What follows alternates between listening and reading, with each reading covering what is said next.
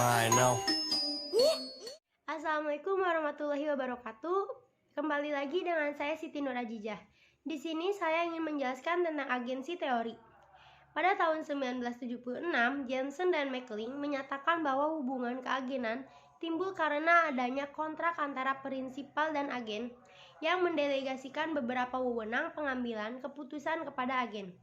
Teori agensi mengasumsikan bahwa CEO atau agen memiliki lebih banyak informasi daripada prinsipal. Hal ini dikarenakan prinsipal tidak dapat mengamati kegiatan yang dilakukan agen secara terus-menerus dan berkala. Karena prinsipal tidak memiliki informasi yang cukup mengenai kinerja agen, maka prinsipal tidak pernah dapat merasa pasti bagaimana usaha agen memberikan kontribusi pada hasil aktual perusahaan. Situasi inilah yang disebut asimetri informasi.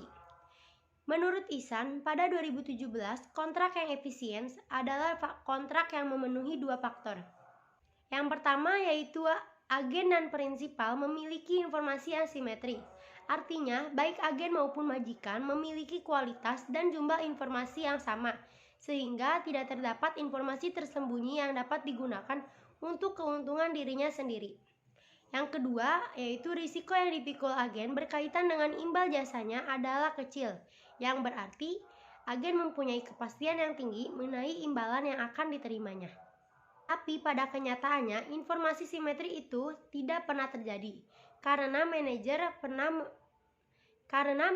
mempunyai banyak informasi mengenai perusahaan, sedangkan prinsipal sangat jarang atau bahkan tidak pernah datang ke perusahaan sehingga informasi yang diperoleh sangat sedikit. Hal ini menyebabkan kontrak efisien tidak pernah terlaksana sehingga hubungan agen dan prinsipal selalu asimetri informasi. Konflik kepentingan semakin meningkat, terutama karena prinsipal tidak dapat memonitor aktivitas manajemen sehari-hari secara terus-menerus untuk memastikan bahwa manajemen bertindak sesuai dengan keinginan prinsipal.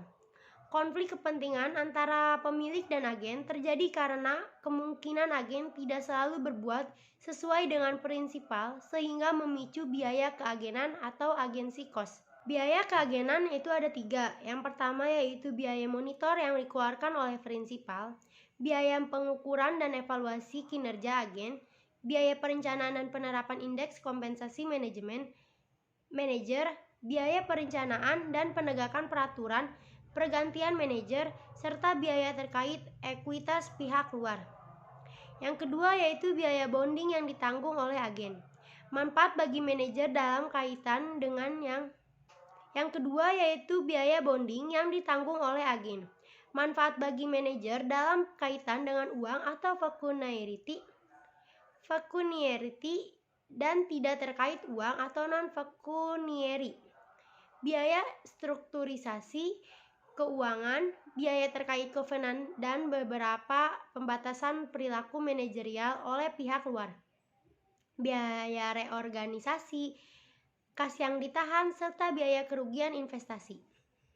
Yang ketiga yaitu ada kerugian residual atau residual loss sebagai pengurangan kekayaan prinsipal, risiko yang ditanggung oleh hutang belum dilunasi dan biaya kebangkrutan. Biaya keagenan yang sudah saya sebutkan itu untuk mengukur, mengamati, dan mengontrol perilaku agen. Menurut Jensen dan McLean, agen konflik adalah yang pertama yaitu moral hazard, yaitu permasalahan yang muncul jika agen tidak melaksanakan hal-hal yang disepakati bersama dalam kontrak kerja.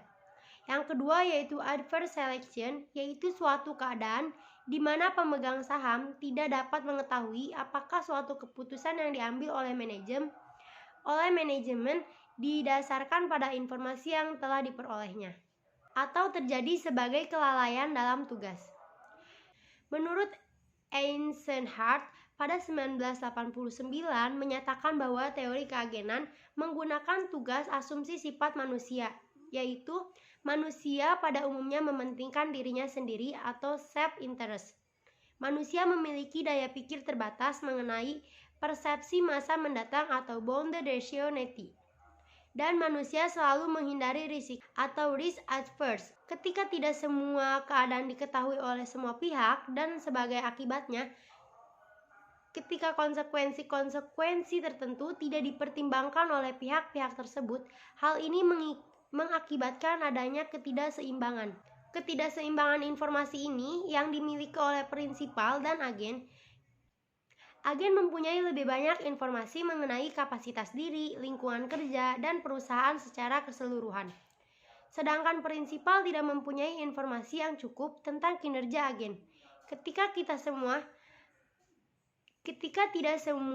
keadaan diketahui oleh pihak dan sebagai akibatnya, ketika konsekuensi tertentu tidak dipertimbangkan oleh pihak-pihak tersebut, hal ini mengakibatkan adanya ketidakseimbangan informasi yang dimiliki oleh prinsipal dan agen.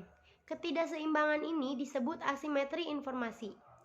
Teori keagenan adalah variabel kecurangan, laporan keuangan, dan elemen fraud diamond. Ketidakseimbangan informasi disebabkan karena konflik kepentingan, membuat perusahaan selalu berpihak kepada agen menghadapi berbagai tekanan atau pressure. Teori keagenan adalah variabel kecurangan, laporan keuangan, dan elemen fraud diamond. Ketidakseimbangan informasi disebabkan karena konflik kepentingan, membuat perusahaan selalu berpihak kepada agen menghadapi berbagai tekanan atau pressure agar kinerja perusahaan selalu meningkat. Pada saat adanya kesempatan atau opportunity yang muncul dari keputusan serta tindakan yang diambil oleh para pemimpin atau atasan, maka pihak perusahaan lebih mudah tergoda untuk melakukan kegiatan atau kecurangan, yaitu fraud, agar kinerja perusahaan selalu meningkat.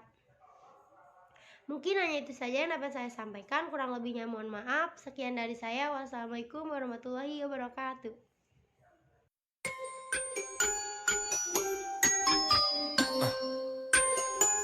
Am I now? You're ready.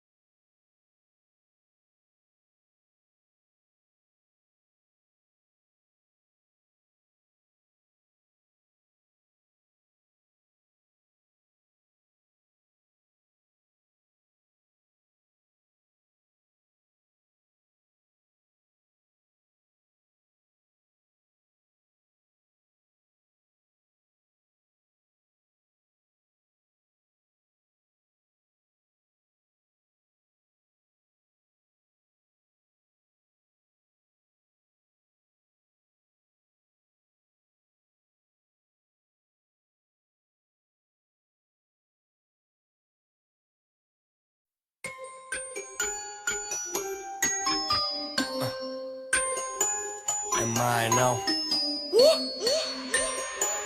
You're ready.